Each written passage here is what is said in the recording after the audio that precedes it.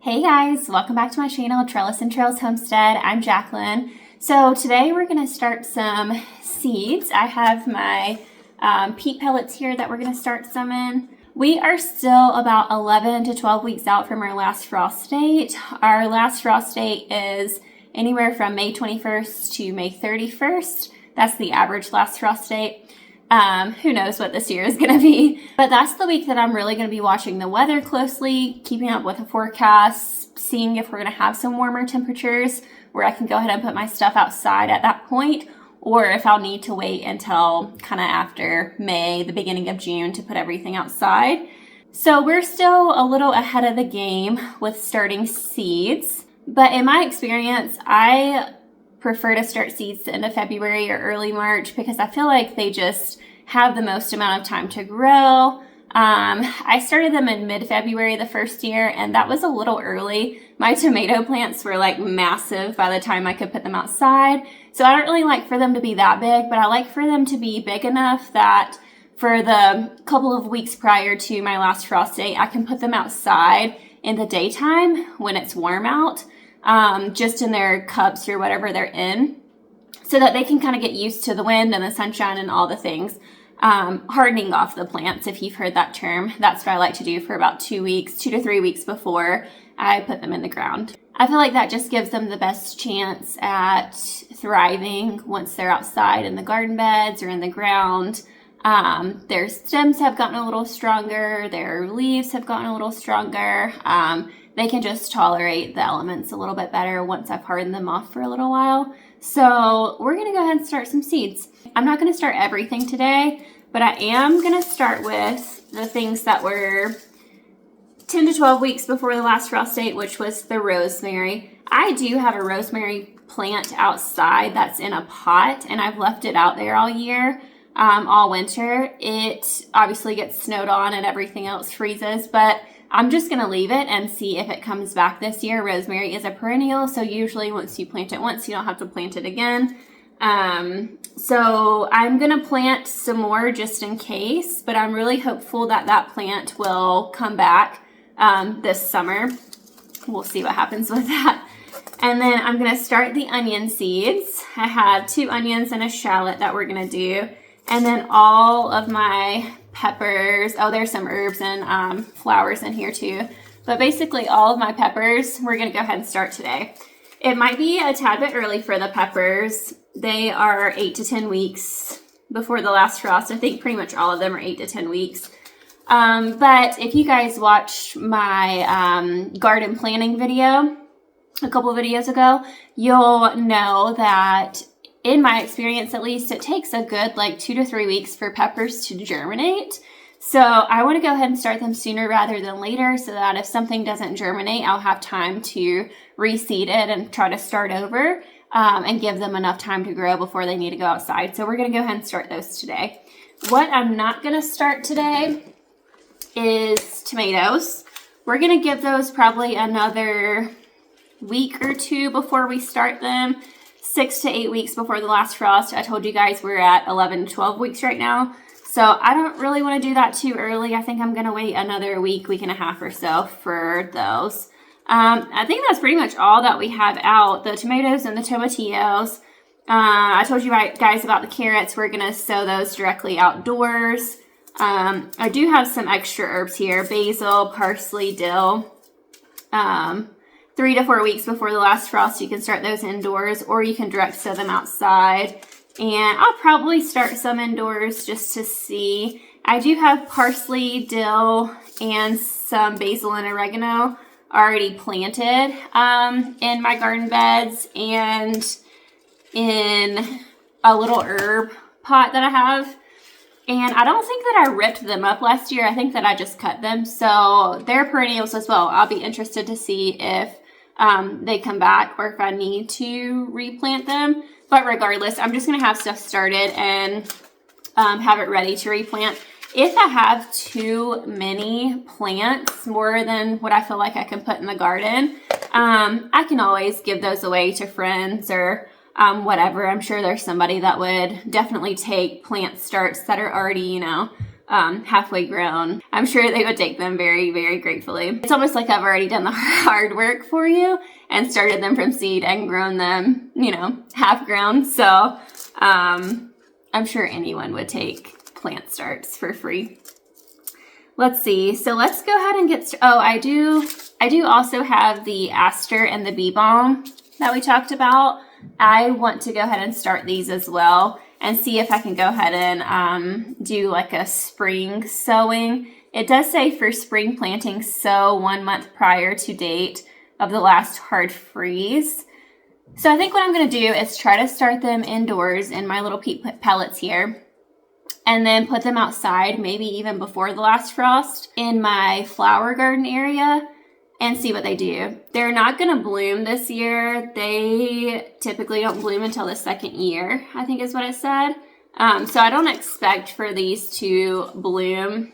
Definitely not in the spring. Maybe in the fall, but I doubt it. I think it'll probably be next spring before I see any blooms from these, but that's okay. It'll be cool to at least have them in the garden. So I have these peat pellet trays. I'll bring you guys down when I start seeding these, but these are the ones that I like to use. They're just easy and convenient. I thought about just putting the rosemary in like a bigger pot with some organic potting soil, but I never got any potting soil. I have these instead, and I just haven't gone to the store to get any potting soil. So I'm just gonna put everything in the peat pellets, and then once we up pot some things, if we need to go into larger pots and just put the rosemary like all together in one, we can do that, or keep it separated. We'll see how that goes. So if you've never used these, they're super easy. So I'm just going to make sure, some of them have kind of fallen out a little bit as they've gotten shuffled around. I'm just going to make sure each tray has its own little peat pellet.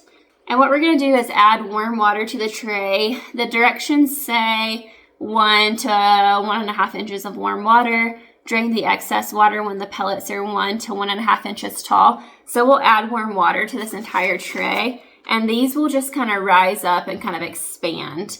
Once they do and they're full size, it's usually about 1.5 inches. We'll pour out any excess water if there's any, and then we're going to peel back the like netting that's around it, kind of fluff up the soil in there, and plant our seeds. So I'll show you that whole process.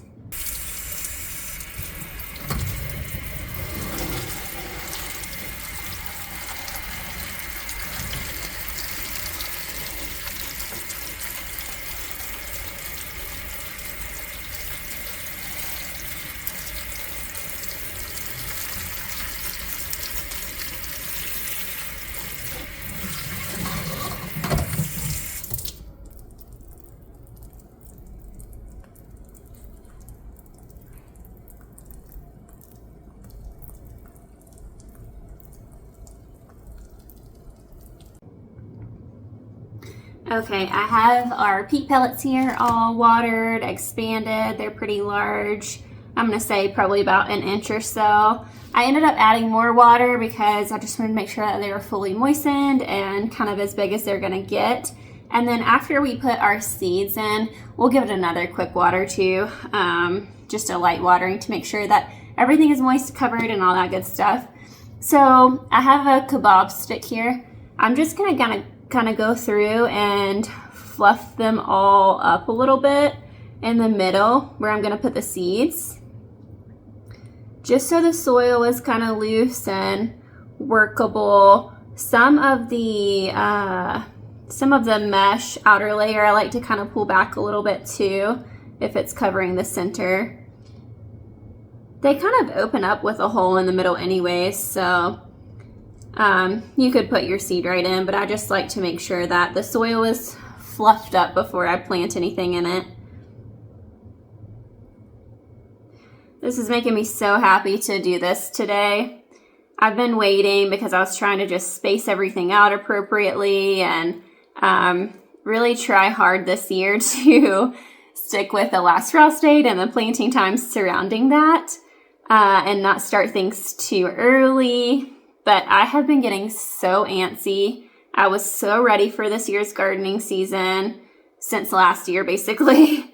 It's like I get kind of tired of it by the end after harvest season because that's a very busy time, obviously.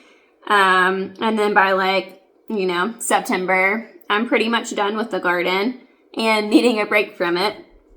And that only lasts for like a month or so, and then I'm ready to start back. So I should have like done some winter sowing stuff and maybe even used some milk jugs and things like that to plant some cold weather crops.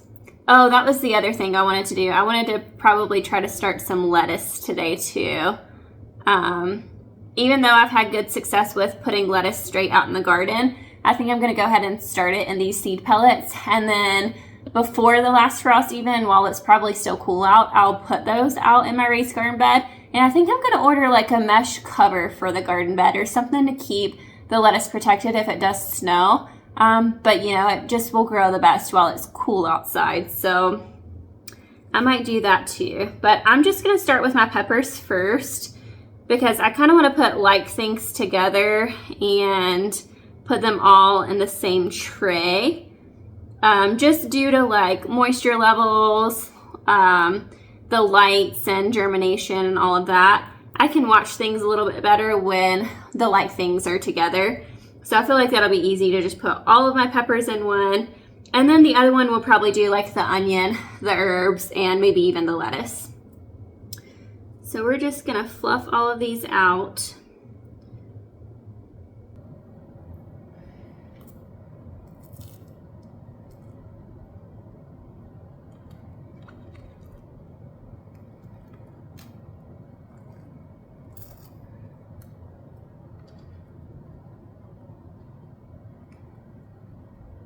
Okay, we have all of our pellets fluffed up, so I'm gonna go ahead and get our peppers.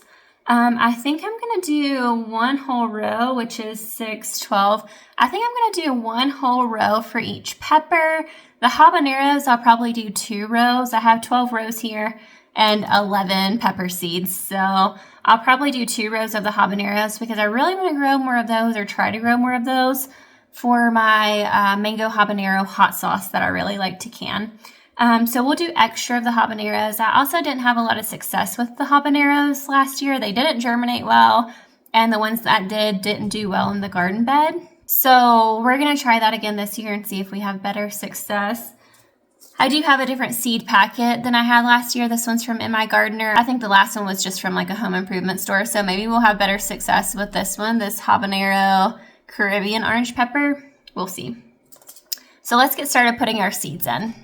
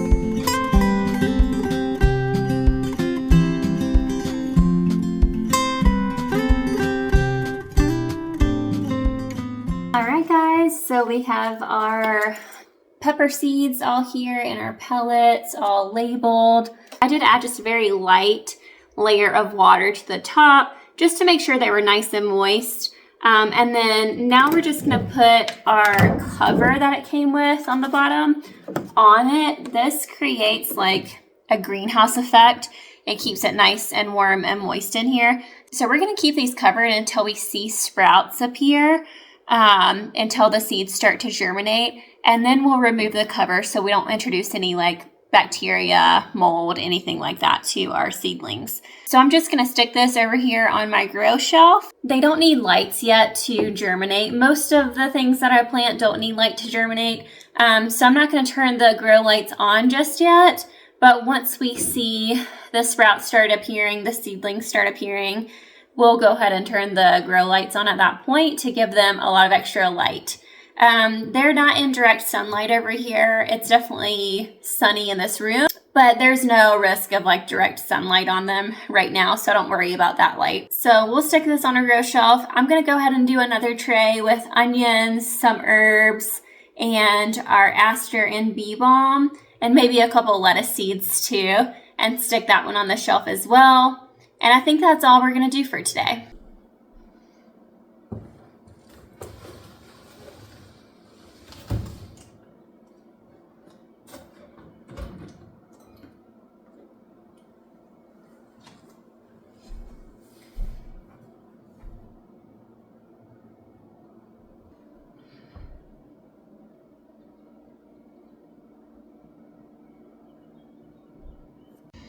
Thank you guys so much for joining today as we are starting some seeds. I'll bring you guys back for the next one when I do the tomatoes. I think I might wait until then to do some of the herbs and stuff. I have the onions started, the shallots, a whole tray of shallots and onions, and then a whole tray of peppers started. So I think that's a good start for now, but I'll definitely bring you guys back when I start the tomatoes, and we'll do that together. And I am so excited to just get everything planted and started. But I feel like this is a good, successful start for today. So thanks so much for hanging out with me today, guys, and I'll see you in the next one. Bye.